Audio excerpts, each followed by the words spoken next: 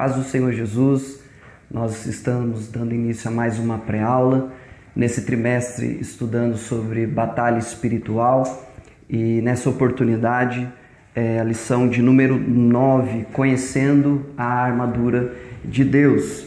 É uma alegria, mais uma vez, você que prestigia, assistindo, compartilhando esse vídeo, que a nossa oração e o desejo, o intuito dessa obra, desse trabalho, é que esse material possa abençoar a sua aula, abençoar a sua vida, assim como tem abençoado as nossas vidas, uma vez que nós estamos nos colocando em sujeição à palavra de Deus, dedicando o nosso coração a meditar na palavra do Senhor. É sempre proveitoso nós pararmos para meditarmos nas Escrituras. A lição de número 9, conhecendo a armadura de Deus, o texto áureo está na carta de Paulo aos Efésios, capítulo 6, versículo 13, que diz: Portanto, tomai toda a armadura de Deus, para que possais resistir no dia mau e, havendo feito tudo, ficar firmes. Traz também a verdade prática que diz: a metáfora do sistema militar usada por Paulo mostra que estamos em guerra no mundo espiritual. Estejamos, pois, cingidos com a armadura espiritual. O texto base da lição, a leitura bíblica em classe, está na carta aos Efésios, capítulo de número 6, do versículo de número 13 ao versículo de número 20, onde diz: Portanto, tomai toda a armadura de Deus, para que possais resistir no dia mau e, havendo feito tudo, ficar firmes. Estai, pois, firmes, tendo cingido os vossos lombos com a verdade e vestida a couraça da justiça, e calçado os pés na preparação do evangelho da paz, tomando sobretudo o escudo da fé, com o qual podereis apagar todos os dardos inflamados do maligno. Tomai também o capacete da salvação e a espada do Espírito, que é a palavra de Deus, orando em todo o tempo, com toda oração e súplica no Espírito, e vigiando nisso com toda perseverança e súplica por todos os santos. E por mim, para que me seja dada no abrir da minha boca a palavra com confiança, para fazer notório o mistério do Evangelho, pelo qual sou embaixador em cadeias, para que possa falar dele livremente como me convém falar. O propósito aqui do objetivo geral é conscientizar que a vontade de Deus, que sejamos revestidos de toda a armadura espiritual. E os seus objetivos específicos da presente lição no tópico 1, mostrar a guerra e o seu sentido metafórico. No tópico 2, discutir a metáfora bíblica da armadura, que é o texto que nós lemos aqui, que traz esse detalhamento. E o tópico 3, elencar outras armas usadas como ilustração. Eu acredito que nesse tema que tem se discorrido sobre em todo o trimestre, esse talvez seja o texto de Efésios, capítulo 6, com maior riquezas, ou o texto mais longo dedicado a mostrar esse conflito, essa guerra de natureza espiritual. Então, é bem útil, é bem interessante que nós possamos trabalhar bem este texto, para que a orientação bíblica, o esclarecimento através das palavras de Paulo à igreja de Éfeso, aquela comunidade, possa nos auxiliar, nos dar fundamentação para o nosso posicionamento para com essa realidade da batalha espiritual. O primeiro tópico aqui é o tópico onde nós temos a introdução do sentido metafórico e da guerra, por assim dizer. Tanto na antiguidade, no decorrer da história dos séculos, A história, a humanidade é marcada por conflitos e por inúmeras guerras.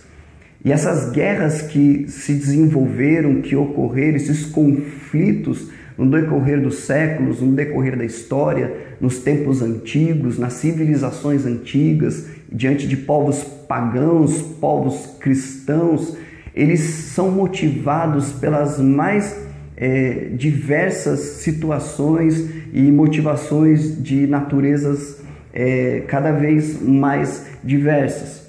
O que ocorre é que em muitas situações o conflito ou a guerra era impulsionada por uma questão política, por uma questão de expansão territorial, por questões religiosas. Então, são diversas as naturezas que motivam os seres humanos a buscar esses conflitos, a entregar as suas vidas em prol de uma guerra entre uma nação e outra nação, um povo, um outro povo. Os povos antigos, muitos entendiam na guerra ali uma motivação sagrada. Era muito comum os povos pagãos fazerem sacrifícios grandes, proporcional ao tamanho do desafio, da guerra, do exército inimigo que havia de se enfrentar. Uma coisa é notória: em todas as guerras, em todo esse contexto tão extenso de tantas civilizações, de tantos séculos e de tantos conflitos, uma marca constante nesses episódios de guerra é que a guerra sempre deixou marcada a escassez de alimento, a dificuldade da reconstrução pós-guerra, a destruição, muitas das vezes generalizada, civilizações que foram varridas da face da terra, mortes, muita tortura, famílias, cidades, povos inteiros que pereceram diante do conflito, diante dessas guerras que foram motivadas por diversas naturezas. Então, o ponto que Paulo vai usar e que nós vamos enfatizar aqui não é a literalidade de uma guerra armada, no sentido físico, prático e real. Há uma batalha real, mas numa esfera espiritual, e a intenção nossa, do comentarista e de Paulo no texto que nos dá base nessa presente lição, é pensar na guerra como uma metáfora. E cabe aqui, talvez, eu quero ler aos irmãos, uma definição do que vem a ser uma metáfora. A metáfora, ela é uma figura de linguagem em que há uma transferência do significado de uma palavra para outra, por meio de uma comparação não explícita. Exemplo: a paixão queimou-me, ou então nervos de aço, dar asas à imaginação. Então, a metáfora, ela empresta o significado de uma palavra para outra, ajudando a ilustrar o sentido da mensagem ou da história que se pretende contar. Quando Paulo vai lançar a mão, lembrando que no capítulo de número 6, está findando a carta aos Efésios, depois de Paulo ter discorrido sobre as bênçãos que nós recebemos da parte de Deus na pessoa de Jesus Cristo, uma vida nova. Lá no capítulo 2 ele vai dizer que nós fomos vivificados estando mortos em nossos pecados e ofensas. Então nós ressuscitamos em Cristo para viver agora a vida nova, a vida que é vinda do alto, gerada da parte de Deus, mediante a revelação de Jesus Cristo, a obra redentora dele na cruz.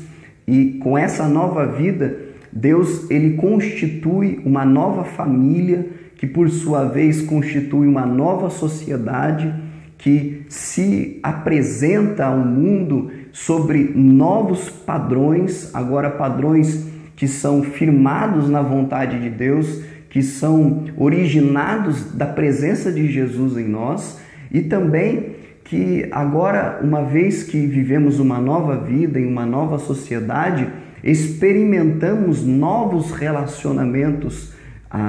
O capítulo de número 6, Paulo estava discorrendo sobre a família cristã, o posicionamento lá no finalzinho do 5, e entrando no capítulo de número 6, do marido para com a esposa, dos filhos para com os pais, e até mesmo do servo para com o seu senhor, dentro de uma perspectiva, dentro de uma cosmovisão cristã, com base em uma nova vida.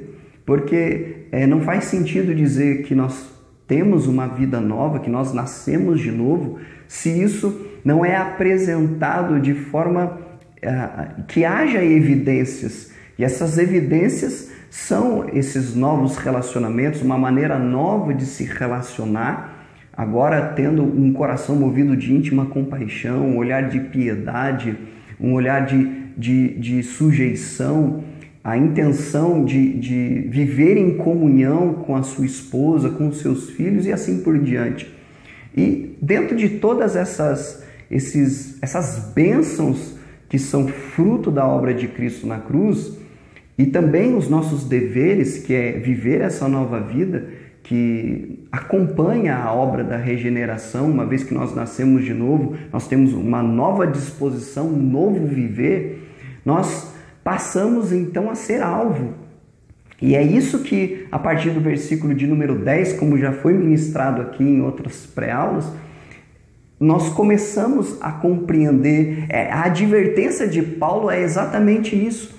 Ele vem numa linha de colocar, de expor a nova vida, a nova sociedade, essa comunhão, esses novos padrões e novos relacionamentos que são obra de Cristo em nós, ação do Espírito Santo em nós, e agora como que dando um choque no demais, lá no versículo de número 10, ou seja, no tempo que resta, durante todo o tempo, uma vez que nós temos sido abençoados por Deus, é mais do que natural de que o adversário ele venha buscar destruir essa paz, esta comunhão com Deus. Então ele nos adverte deste conflito e ele vai lançar a mão de uma metáfora para isso. No tópico de número 2, nós vamos pensar propriamente nessa metáfora que nós vemos na Bíblia aqui no capítulo de número 6. Lembrando, o versículo de número 11 do capítulo 6 diz: revesti-vos de toda a armadura de Deus, para que possais estar firmes contra as astutas ciladas do diabo. O que o apóstolo Paulo faz é que na crescente do texto, agora no desfecho, para finalizar essa carta, não que esse ponto seja um ponto menos importante que ele deixou para falar nas últimas palavras, mas como que depois de introduzir todo esse ensinamento doutrinário nos 3 primeiros capítulos e agora um tanto quanto mais prático nos capítulos finais, ele termina coroando essa epístola, essa mensagem à igreja de Éfeso, nos advertindo, nos chamando para essa responsabilidade de estarmos preparados. E então ele vai usar desta metáfora da guerra, da batalha e da luta, mas ilustrando uma realidade espiritual. Não há nenhum incentivo aqui para que literalmente, fisicamente, nós venhamos entrar em uma luta armada, mas a intenção de Paulo é nos conscientizar, trazer uma consciência cristã de que há uma atividade maligna, de que há um opositor ao povo de Deus, e esse opositor ele vai trabalhar com base em ciladas, astutas ciladas, métodos, com o objetivo de nos induzir ao erro e de nos tirar da presença do Senhor Jesus. E é bacana e muito alertador a metáfora que Paulo usa, porque é comum, muitas das vezes, nós pensarmos na igreja como se fosse uma espécie de hospital, uma outra metáfora, que recebe os feridos, que sara as enfermidades daqueles que estavam abatidos. É bem verdade que quando as pessoas vêm à igreja, há uma expectativa de serem acolhidos e a igreja deve isto fazer. Mas em todo o tempo a realidade do conflito espiritual deve estar bem clara e ser apresentada à nossa consciência diária. A metáfora que Paulo usa aqui é de que a igreja está em guerra. Há um conflito espiritual, há um conflito de natureza espiritual que precisa que nós venhamos estar conscientes disso, porque é algo que nós não vemos. Então é um exercício de fé mediante a meditação num texto como esse, por exemplo, das Escrituras. Então não nos traz uma vida cristã, embora desfrutando de todos os benefícios que Cristo por nós conquistou da cruz, de um marasmo ou de facilidades, mas traz uma vida cristã que implica, como Paulo vai dizer aqui, na necessidade de revestir-nos da armadura de Deus. O subponto 1 aqui do capítulo 2, o 2.1, é bem provável que a armadura aqui que Paulo vai usar como ilustração em sua metáfora é inspirada na armadura do soldado romano, porque a carta aos Efésios é uma carta que Paulo escreve estando em prisão domiciliar e, portanto, ele tinha ali o contato, o convívio ou alguma proximidade com a guarda pretoriana. Por ser uma prisão domiciliar, provavelmente o soldado que ficava encarregado de acompanhá-lo, de vigiá-lo, ele não usava toda essa armadura, mas é bem provável que Paulo tivesse a possibilidade de avistar esse soldado em alguma ocasião, em algum episódio, e com isso ficou muito fácil para que Paulo pudesse usar desse personagem que fazia parte ali do seu contexto, no período em que ele escreveu essa epístola, para fazer uso dessa figura na metáfora. Então, a inspiração de Paulo aqui para a ilustração provavelmente vem dessa proximidade devido ao período, a circunstância em que ele vivia no período em que escreveu essa epístola. O versículo de número 13 do capítulo 6, ele vai nos trazer uma compreensão muito interessante. O texto vai dizer: portanto, tomai toda a armadura de Deus, para que possais resistir no dia mau, e havendo feito tudo, ficar firmes. Quero lembrar aos irmãos que no versículo de número 11, Paulo já havia dito: revestivos de toda a armadura de Deus, para que possais estar firmes. No versículo 13, portanto, tomai toda a armadura de Deus, para que possais resistir o dia mau, e havendo feito tudo, ficar firmes. O versículo de número 14, estai, pois, firmes. Então, repetidas vezes, a recomendação de Paulo em sua metáfora é para que a igreja esteja firme. Eu acho que essa é uma palavra-chave que dá o eixo da natureza dessa batalha espiritual, do posicionamento da igreja diante desse conflito. A ilustração de Paulo aqui não é de um exército que está indo contra o exército inimigo em busca de uma conquista, em busca de uma vitória. Dá-nos a entender como repetidas vezes Paulo vai aqui nos exortar que a atitude da igreja em relação a esse conflito real de natureza espiritual é que nós venhamos estar firmes, como um soldado que, após ter vencido uma batalha, ele monta a guarda em um campo já conquistado. em um terreno em que ele já adquiriu. Então ele fica firme, em postura, em posição de defesa pós-conquista. E que o inimigo que já foi derrotado, não aceitando essa derrota, e mesmo já não tendo mais chances de reverter, ele busca fazer todo o estrago que ele puder em sua capacidade.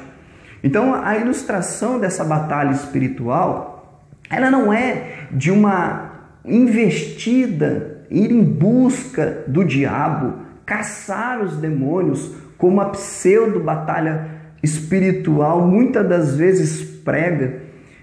Pregadores, livros, ministérios inteiros construídos sobre uma perspectiva de que nós temos que ir em busca desses demônios, que ao chegar num território nós temos que identificar que espécie de demônio, de espírito que escraviza as pessoas naquela região. Então temos que primeiro determinar, buscar a libertação para depois termos permissividade. É necessário encontrar onde é o trono de Satanás, ou fazer um mapeamento espiritual, dar nomes e coisas dessa natureza, atividades e estratégias desse sentido. A ilustração bíblica não nos dá esse respaldo. A ilustração bíblica, a verdade das Escrituras, nos diz que Cristo venceu.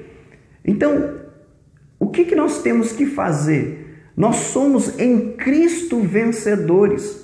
Não somos nós que derrotamos a Satanás, não somos nós que vencemos a milícia do mal, as potestades e os principados na nossa força, mas nós somos fortalecidos no Senhor, na força do seu poder, e a recomendação é para nós resistirmos ao diabo, que já foi derrotado por Cristo na cruz do Calvário.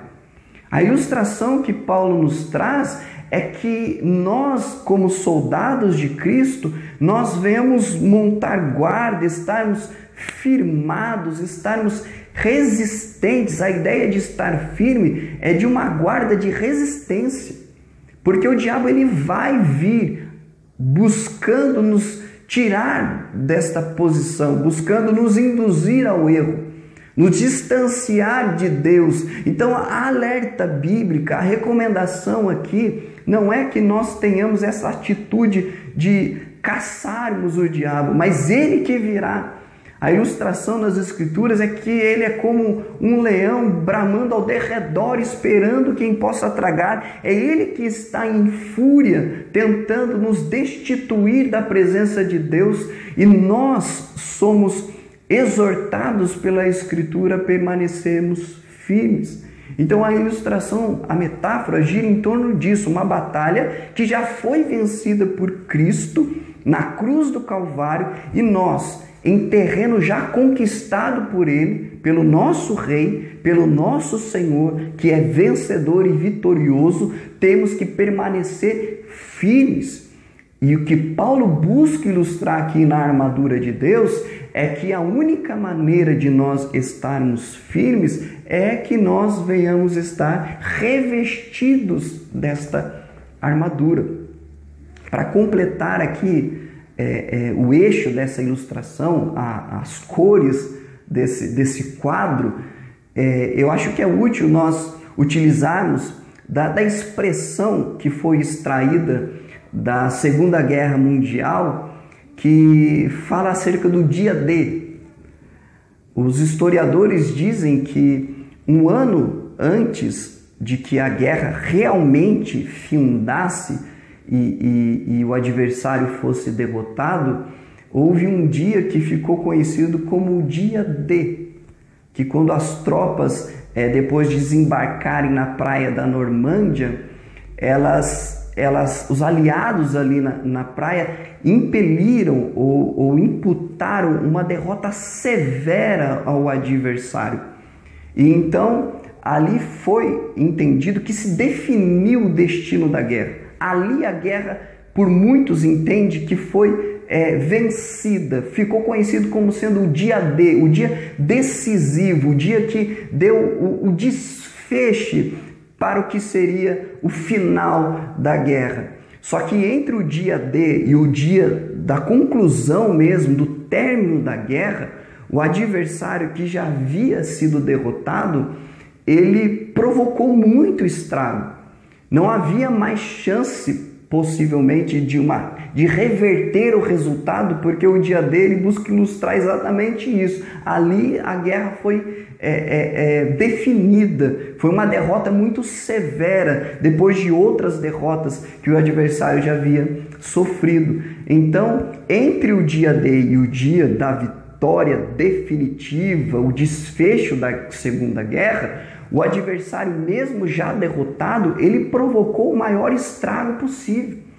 Ele provocou mortes e muita destruição. Então, a ideia que ajuda a gente a entender essa ilustração de Paulo, emprestando o significado do dia D, é como se nós estivéssemos entre este período do dia D, entre o dia do desfecho da vitória final, é como se fosse esse período que Paulo está ilustrando, e é o tempo que nós hoje vivemos como igreja. Cristo já venceu na cruz, então nele nós já somos vitoriosos, mas temos que ficar firmes, porque o adversário ainda busca provocar o maior estrago que ele puder fazer, até a volta de Jesus. Então, entre a vitória de Cristo na cruz e a sua segunda vinda, é um período de resistência, de estarmos firmes. E é por isso que Paulo vem nos exortar para que nós venhamos nos revestir de toda a armadura de Deus. E eu quero também dar a entender aos irmãos, segundo a Escritura, que essa armadura aqui é uma armadura que nós recebemos, que nos é dada, não no sentido de um comportamento ético, porque vai falar da verdade, vai falar da justiça, e existe uma linha de interpretação que vai tentar ilustrar isso como sendo elementos da vida cotidiana, elementos de comportamento ético. Mas como comentarista da revista, e entendo que é o que a Escritura propõe, essa armadura ela é ilustrada, na verdade, como sendo todos os recursos que em Cristo nós desfrutamos. Então, se nós partimos do princípio de que a verdade que o texto vai dizer, que a justiça que o texto vai nos apontar aqui, que os calçados, que a espada, que o escudo, o capacete, são elementos, são peças da armadura, que são componentes da vitória triunfante de Cristo na cruz e que nos é dado. Os benefícios de Cristo, que Cristo conquista por nós na cruz. Então isso significa que nós já temos todas estas coisas em Cristo. O que Paulo vai dizer aqui é que nós venhamos no versículo de número 14, portanto, tomai toda a armadura de Deus. É ter a consciência de que uma vez que nós estamos revestidos da armadura de Deus, nós temos à disposição todo este armamento, essas peças que Paulo vai ilustrar aqui em sua epístola. O que ocorre é que nós muitas das vezes não cremos, não temos a consciência disso, mas em Cristo, uma vez que nós temos Cristo no nosso coração, nós já temos todas essas peças. A ideia aqui é de se revestir de Cristo. Fortalecidos no Senhor é fortalecidos em união com Ele, em comunhão com Ele. Então, revestir da armadura de Deus, em outras palavras, significa estar revestidos de Cristo. As peças dessa armadura são os benefícios da vida cristã, uma vez que Cristo habita em nós. A primeira peça da armadura, que está no versículo 14, vai se referir aqui, na parte A do texto: estai, pois, firmes, tendo cingido os vossos lombos com a verdade. O versículo 13 fala para nós tomar toda a armadura de Deus, para que possais resistir no dia mau, porque a vida cristã ela vai implicar em dias de dificuldade, e também ilustra aqui estar cingindo os vossos lombos com a verdade. Cingir os lombos é sinônimo no texto das Escrituras de estar pronto, estar preparado. Quando eu dizia para cingir os lombos, ilustrava essa atitude de se preparar. Então, o cinto, embora não fizesse parte da armadura do soldado, por assim dizer, é mais uma vestimenta interna, era um elemento, uma peça muito importante, porque o cinto ele ajudava a prender a túnica, e a maioria dos comentaristas vai dizer que era no cinto que as armas eram ali penduradas e colocadas. Então, a ferramenta, ou essa ornamenta, esse componente, essa peça que é mencionada por Paulo aqui, como sendo cingindo os lombos, colocando o cinto da verdade. A verdade aqui não é a verdade apenas como oposição à mentira, mas é a verdade no sentido da revelação de Deus em Cristo Jesus e na sua palavra. É a verdade como sendo Cristo, porque pensando que Paulo ilustra aqui como sendo a primeira peça, então é a porta de entrada aqui para essa metáfora. Vale lembrar que as Escrituras, no capítulo 8 do Evangelho que João escreve, versículo 22, vai dizer: conhecereis a verdade e a verdade vos libertará. É a verdade bíblica, é o Cristo que é testemunhado nas Escrituras, que nos serve como um cinto, onde todas as outras ferramentas vão estar ali dependendo dela, penduradas, alojadas neste cinto. Então, este cinto ele tem a representatividade da verdade bíblica, da consciência de que Cristo é a verdade. Que verdade que Cristo denuncia no Evangelho das Boas Novas? Que nós somos pecadores, dependentes da graça, que embora por nossas forças nós não podemos nos salvar, Cristo venceu por nós da cruz do Calvário. Estar munido dessa consciência cristã, desta verdade que Cristo é, que nos abre este caminho, que apresenta este resgate, este escape para a condenação que nos era meritória. É uma verdade que nos confronta, que nos constrange, mas também que nos traz essa luz para que nós venhamos sair das trevas para agora habitar em Cristo Jesus e sermos refugiados na Tua graça. A segunda peça que nós vemos aqui é a couraça da justiça. Versículo 14 também, na parte final do texto. O texto vai dizer, verso 14: estais, pois, firmes, tendo cingido os vossos lombos com a verdade, e vestida a couraça da justiça. A couraça era uma peça que cobria boa parte da armadura do soldado romano, cobria o pescoço, cobria o peito, as costas e o abdômen. Então ela tinha uma utilidade enorme para protegê-lo na guerra, os seus órgãos vitais. Aqui deve-se entender que a couraça da justiça, como Paulo muitas das vezes em suas epístolas, ao se referir à justiça, ele fala da obra de Cristo de nos justificar. A justificação mediante a fé em Cristo Jesus. Eu acredito que não há proteção maior do que a justiça de Cristo imputada sobre a vida do cristão. Nós temos em Cristo esta justiça, esses méritos, conforme Paulo vai ensinar em sua epístola. Por exemplo, quando Paulo escreve aos Romanos, lá no capítulo 8, do verso 31 ao 33, ele vai dizer: que diremos, pois, a estas coisas? Se Deus é por nós, quem será contra nós? Aquele que nem mesmo ao seu próprio Filho poupou, antes o entregou por todos nós, como nos não dará também com ele todas as coisas? Quem tentará acusação contra os escolhidos de Deus? É Deus quem os justifica. Então, a justificação mediante a fé em Cristo Jesus, a justiça que Deus imputa sobre nós mediante a obra de Cristo na cruz, é a justiça dele. Essa couraça que nos protege, haja visto que o nosso adversário é o acusador, haja visto que o nosso adversário, como a própria palavra sugere, acusador, diabo, ele vai vir com seus dardos inflamados, tentando nos acusar, tentando nos afligir. E que proteção maior do que essa, do que a justiça infalível de Cristo, que sobre nós é imputada.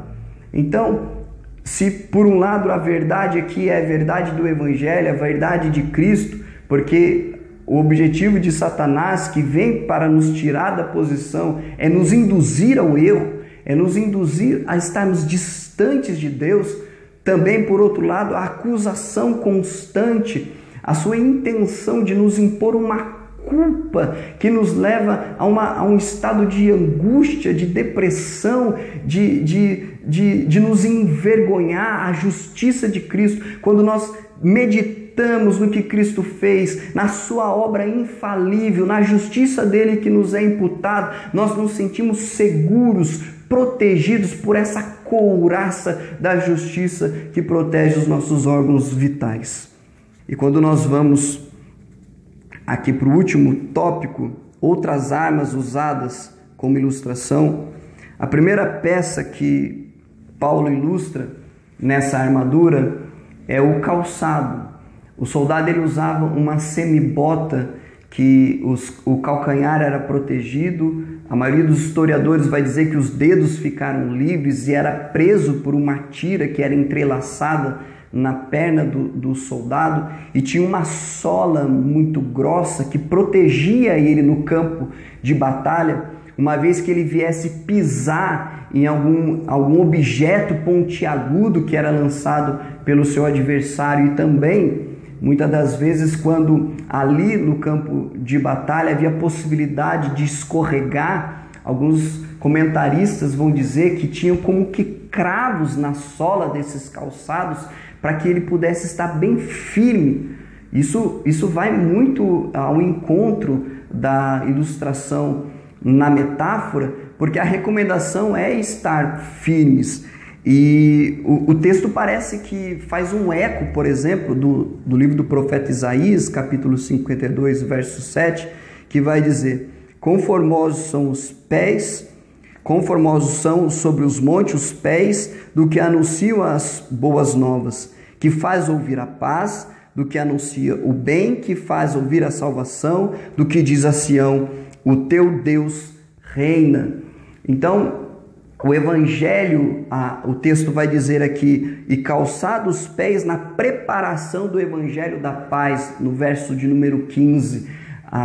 O que pode estar ilustrando aqui essa peça na armadura, como um componente dessa armadura, é que a paz que o Evangelho provoca ao coração do pecador, uma vez que nós nascemos como pecadores, filhos da ira de Deus por conta do nosso pecado, o Evangelho, que é boas novas, que apresentam a Cristo como nosso Salvador, eles nos introduzem nesse novo relacionamento para com Deus, de filhos da ira para filhos de Deus através de Cristo Jesus. Então, em Cristo nós temos paz com Deus.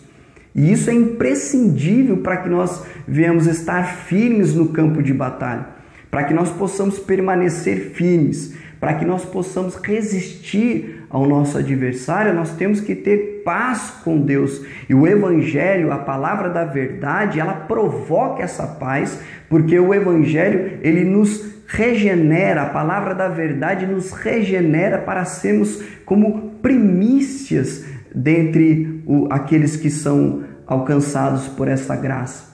Então, a ideia aqui de Paulo na ilustração dessa metáfora é para que nós venhamos estar calçados da ideia de prontidão, aquele que tem paz com Deus, e por conta desta paz, ele está bem calçado, ele tem uma base, ele não tem um embaraço, ele pode correr pelo campo, ele pode se firmar no campo com os cravos que estavam na sola, porque o evangelho que produz esta paz, esta reconciliação, porque é através das boas novas que nós passamos então a receber a mensagem e a pessoa de Jesus Cristo.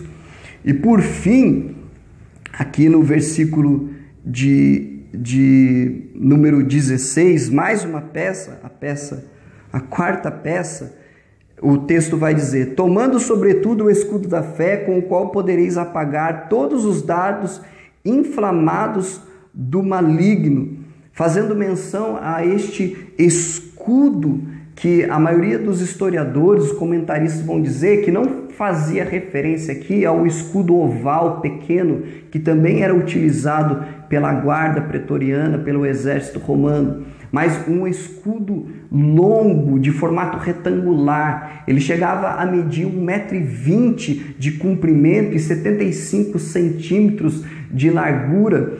Era constituído de 2 peças de madeiras coladas e revestido por linho e depois por couro.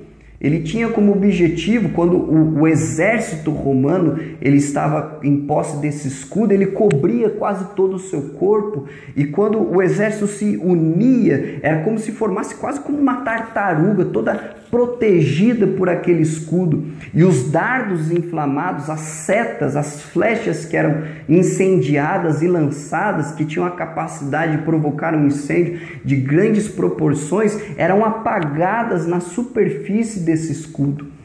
A ilustração de Paulo aqui nos traz a referência da fé, e assim como todas as outras peças da armadura, a fé também é um presente que nós recebemos uma vez que nós somos revestidos de Cristo.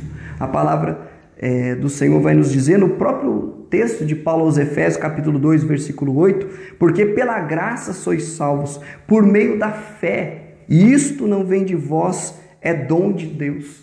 O que Paulo está dizendo aqui é que com esse escudo, com essa confiança em Deus, os dardos inflamados do nosso adversário, para que nós venhamos estar firmes diante desses dardos, é necessário que este escudo, a ideia de sobretudo, não é que esse escudo é a peça mais fundamental, mas que significa, dá a entender que em todo tempo, ou seja, o tempo todo nós temos que estar em posse do escudo da fé, confiando em Jesus, crendo, porque é através da fé que nós tomamos posse das promessas de Deus em sua palavra e na Escritura Sagrada. Então, quando o adversário ele tenta nos atingir com a dúvida, com a incredulidade, é a fé em Cristo, esse dom, essa capacidade de confiar em Deus a ponto de descansarmos nele, de nos sentirmos seguros. A ilustração aponta para isso. Estamos postados num campo já onde foi conquistado, um inimigo derrotado, crendo em Deus, confiando em Deus, mesmo com essas flechas, com esses dardos, a nossa fé em Jesus, porque vale a pena distinguir aqui, não é a fé na fé, eu venço porque eu tenho fé, depende no que você crê. Se nós cremos na mentira, nós perderemos mesmo com fé.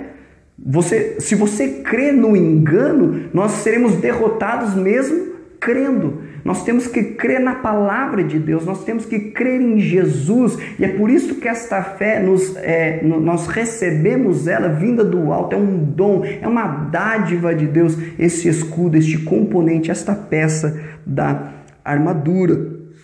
E aqui, agora sim, versículo de número 17, o texto vai dizer: tomai também o capacete da salvação e a espada do Espírito, que é a palavra de Deus. 2 peças são mencionadas aqui, o capacete da salvação e a espada do Espírito.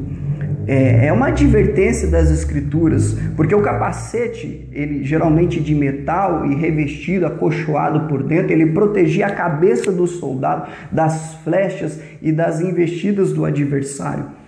E nas Escrituras nós somos convencidos de que o que o diabo quer fazer não é nos deixar desempregados, não é que nós tenhamos uma enfermidade física. Essas circunstâncias todas trazem algum tipo de dificuldade que podem favorecer o adversário. Mas o objetivo do diabo é atacar a nossa mente, é atacar o nosso coração, é nos induzir ao engano, ao erro. Então, por isso, a importância de que nós tenhamos a convicção da nossa salvação, um capacete, que em nossa cabeça, que em nossa mente, nós tenhamos a convicção de que a obra de Cristo é suficiente. Então, quando o diabo ele tenta nos atingir, a nossa mente, nos contaminar, nos confundir, a certeza de que Cristo venceu, de que a sua obra é suficiente, a salvação que nos é garantida em Cristo Jesus, como nós já trabalhamos a ideia que não é por nossos méritos, não é por nossa justiça, é por ela, pela obra de Cristo, pela graça manifesta na cruz do Calvário, é que nós nos sentimos protegidos. Nós temos que meditar nisso. A ideia de Paulo aqui é trazer consciência, porque a vida cristã não é uma vida de alienação, onde nós vivemos totalmente desapercebidos, de uma forma mística. Não, há um raciocínio bíblico, há uma argumentação através do poder do Evangelho que nos convence a viver a fé em Cristo Jesus. E também a espada do Espírito. A espada do Espírito. A carta aos Hebreus, no capítulo 4, versículo de número 12, vai dizer: porque a palavra de Deus é viva e eficaz, e mais penetrante do que a espada alguma de dois gumes, e penetra até a divisão da alma e do espírito, das juntas e das medulas, e é apta para discernir os pensamentos e intenção do coração. Salmo 119, verso 11: escondi a tua palavra no meu coração, para eu não pecar contra ti. Aqui a ideia é de uma espada mais curta, que era utilizada em curtas distâncias, pensando num soldado que está resistindo na batalha e que se defende com a palavra de Deus. A espada do Espírito, porque é o Espírito Santo que prega no nosso coração, que testemunha de Cristo, que nos convence do pecado, da justiça e do juízo. Vale lembrar que Jesus, sendo tentado no deserto, ele usou desta espada, ele combateu, ele resistiu à tentação com base, está escrito na palavra de Deus que nos dá essa certeza. Para nós finalizarmos, irmão, não menos importante, versículo 18 e 19 do capítulo 6 de Efésios: orando em todo o tempo, com toda a oração e súplica, no Espírito, e vigiando nisso com toda a perseverança e súplica por todos os santos, e por mim, para que me seja dado no abrir da minha boca a palavra com confiança para fazer notório o mistério do Evangelho. Aqui Paulo fala que nós temos que orar em todo o tempo. E não é que ele usa a oração depois de descrever toda a armadura, as peças dessa armadura, então agora a oração vem depois. A ideia é que nós nos revestimos de Cristo, nós nos revestimos desta armadura em uma vida de oração, porque a oração tem que ser em todo o tempo. É o mesmo Paulo que escreve lá na epístola aos Tessalonicenses, na primeira epístola, no capítulo 5, versículo 17, orai sem cessar. É uma vida de constante oração. Aqui o texto vai dizer que orando em todo tempo, com toda oração e súplica. Quer dizer, existem vários tipos de oração, uma oração congregacional, uma oração no seu quarto em secreto, uma oração curta, uma oração longa, com toda a súplica. É quando você está diante de uma tentação, diante de uma dificuldade, você recorre a Deus em oração. Você está se revestindo naquele momento porque você tem consciência de que há uma batalha espiritual. Nós não temos que caçar o diabo porque o diabo já é derrotado. Nós não temos que ter medo do inimigo, embora não devemos subestimá-lo, mas nós temos sim que focar e centrar a nossa vida em Cristo conscientemente, nos revestir de Cristo, entender que nele estão disponíveis estas peças e como uma armadura nós estaremos firmes no campo de batalha, tendo a verdade como um cinto, tendo a couraça como a justificação mediante a fé em Cristo Jesus. Nós tendo calçado os pés na preparação do Evangelho da paz, esta paz com Deus que nos dá esta base. Nós tendo este escudo da fé, porque muitos serão os dardos nesse espaço de tempo entre a volta de Jesus. Satanás vai tentar provocar o maior estrago possível. Nós precisamos em todo o tempo estarmos escudados pelo nosso Deus. Ele é o nosso escudo quando nós confiamos e nos refugiamos nele e cremos nas suas promessas, em sua palavra, tendo na nossa cabeça convicção, a certeza da salvação pela suficiência da obra de Cristo como um capacete, e fazendo uso dessa espada, dessa palavra poderosa para nos defender, nos proteger, para que então nós venhamos permanecer firmes. Que Deus em Cristo abençoe a todos. Amém.